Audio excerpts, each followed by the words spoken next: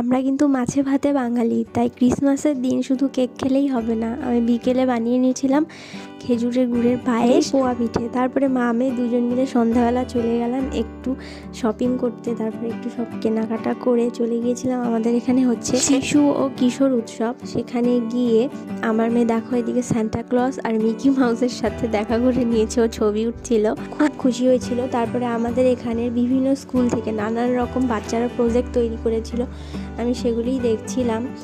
দেখো কত সুন্দর সুন্দর বাচ্চারা প্রজেক্ট তৈরি করেছে, আর জলবিদ্যুৎ, বায়ু বিদ্যুতের নানান রকম থিম তুলে ধরেছিল।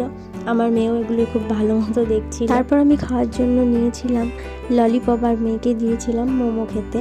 তো সেটা খেয়ে একটু ফাংশন দেখে তারপর আস্তে আস্তে বাড়ি চলে আসলাম, কারণ ভীষণ কুয়াশা পড়ছিল আর বাইরে ভীষণ ঠান্ডা বেড়ে যাচ্ছিলো। মেয়েকে নিয়ে গিয়েছিলাম, তাই তাড়াতাড়ি করে বাড়ি চলে এলাম।